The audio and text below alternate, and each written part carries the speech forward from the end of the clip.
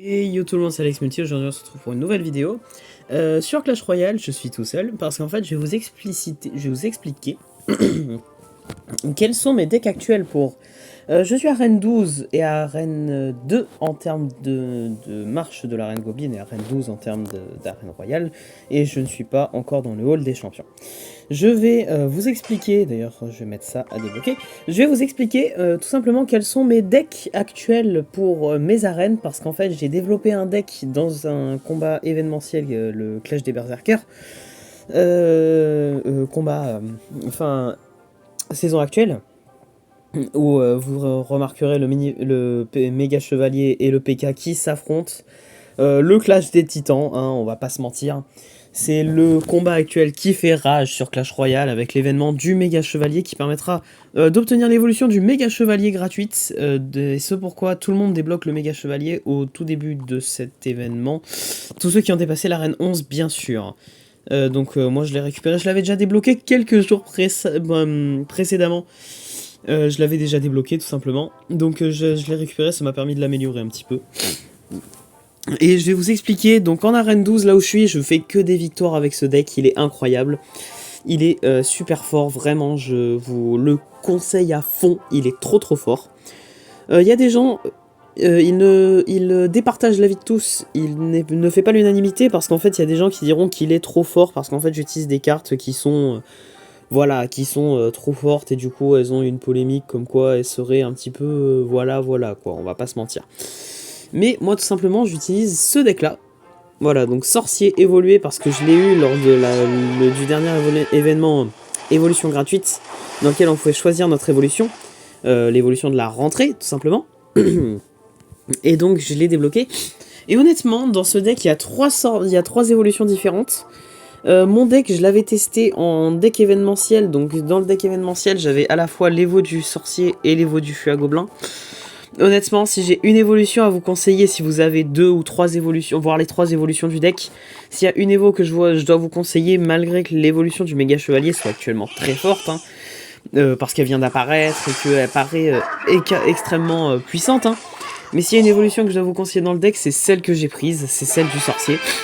Simplement parce qu'en fait, dans ce deck, ce qui manquera, c'est beaucoup de dégâts de zone et de dégâts à distance sur de l'aérien. Parce que vraiment, ce qui touche l'aérien, c'est le sorcier et le gang de gobelins. C'est tout. Parce que le gang de gobelins, encore juste parce qu'il a des gobelins à lance derrière lui. Sinon, rien ne touche l'aérien. Vraiment. Je l'ai remarqué, c'est une des faiblesses du deck. Je le dis maintenant. C'est une des faiblesses du deck. Le deck manque cruellement de défense aérienne. Mais en termes d'attaque au sol, en fait, le deck est parfait. Est juste parfait. Et donc l'évolution de Méga Chevalier qui permet de repousser les ennemis ne me paraissait pas obligatoire sur ce deck là en fait. Voilà. Après elle est extrêmement puissante et si vous la débloquez et que vous n'avez pas les autres évolutions, bien sûr mettez-la dans le deck, profitez-en, hein, faut pas se mentir. Je suis sûr qu'elle vous sera utile. J'utilise donc mon deck, c'est sorcier, feu à gobelin, bûche, gang de gobelins, méga chevalier, fantôme royal, mini PK et barbare d'élite. Le fantôme royal d'ailleurs que j'ai débloqué en l'achetant avec des pièces aujourd'hui même, parce que en fait je savais pas qu'il était disponible dans la boutique. J'ai été faire le tour ce matin de la boutique et là je vois Fantôme Royal légendaire. Je me disais, c'était la seule carte qui me manquait pour créer ce deck, parce que la carte, je ne l'avais pas à la base, et c'était la seule carte qui me manquait pour créer ce deck-là. Donc voilà, vraiment, je suis super fier de l'avoir eu dans le magasin, c'est pour ça que je l'ai acheté direct, d'accord. Je crois que c'était 175 000 la carte, c'est pour ça que mon niveau d'or est beaucoup moins haut que d'habitude. Tout simplement parce que j'ai payé une carte légendaire, comme j'ai payé la bûche la dernière fois, mais la bûche, je l'avais déjà par contre. Et voilà. Donc le deck, je vous le conseille. Et c'est pareil pour le deck pour la marche de la Reine Goblin. Je vais aussi vous faire le deck de la marche de la Reine Goblin. J'ai fait pareil, j'ai laissé le sorcier évoluer parce que cette carte est trop forte. Ça booste les dégâts du sorcier. Ça lui octroie un bouclier qui lui donne quasiment une deuxième vie, même si le bouclier a quand même beaucoup moins de vie que le sorcier en lui-même. Mais ça repousse les ennemis, ça le fera revivre carrément en théorie, parce que vraiment, quand le bouclier il explose, je crois il peut changer de cible. Donc s'il élimine quelqu'un en attendant et que l'ennemi a été repoussé et qu'il revient, mais il aura peut-être le temps de l'intercepter en ayant un soutien, etc. J'espère que vous comprenez ce que je dis. Voilà, et ensuite, mon deck c'est du full gobelin, à part la bûche qui permettra de counter avec le sorcier les salves de la reine gobeline de l'adversaire. Voilà, quand ça envoie des gobelins comme ça, c'est tout simplement ce qui me permet de counter ça.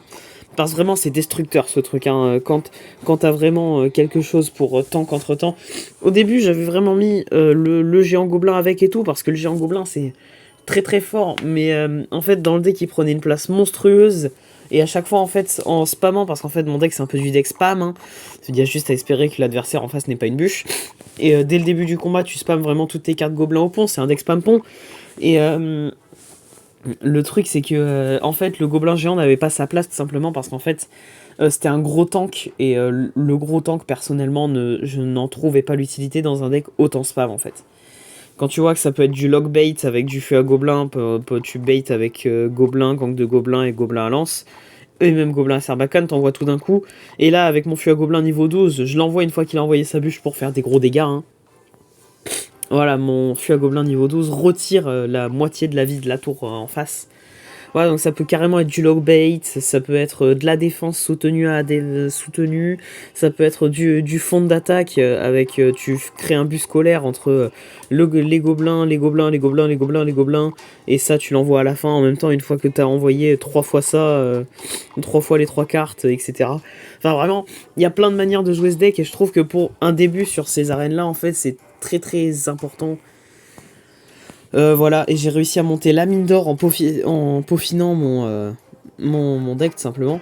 J'ai réussi à monter toute l'arène là, tout ça, à partir de 200.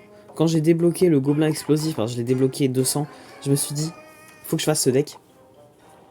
Et je pense que ce sera pas la peine quand je débloquerai la machine goblin de l'instaurer dans le deck. Honnêtement, j'en vois pas l'utilité. Donc voilà, c'était un conseil sur les 2 decks que j'utilise actuellement. Je suis à 4000 trophées, je ne l'avais même pas remarqué. Je suis à 4000 trophées, oui j'ai débloqué l'emote, mais je pensais pas que c'était le palier des 4000 trophées. Ça y est, je les ai atteints, le nouveau palier. Je l'attendais fortement. Oh, j'ai reçu un message. Voilà, je l'attendais très fortement. Ouais, l'alarme du message, c'est... l'alarme d'un message, c'est quand je reçois il y a une réunion d'urgence quand je reçois un message, c'est très marrant. Voilà. Donc c'était tout pour cette vidéo. Je vous souhaite une agréable soirée. Je fais cette vidéo le soir, vous le remarquez, il est 20h02. Je vous souhaite une agréable soirée. C'était Alex Multi. On se retrouve très bientôt pour peut-être faire des combats. Je vous montrerai peut-être en combat ce que ce deck vaut.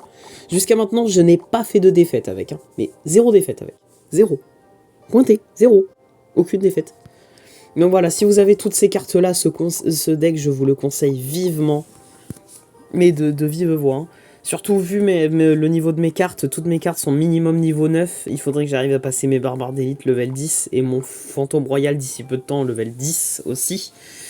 Voilà, et après le deck sera extrêmement extra fort quoi.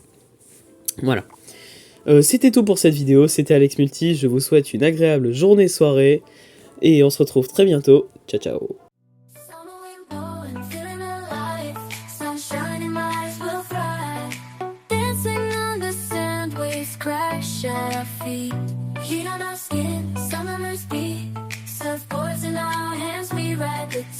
Underneath the palm trees we feel alive. Summer vibe.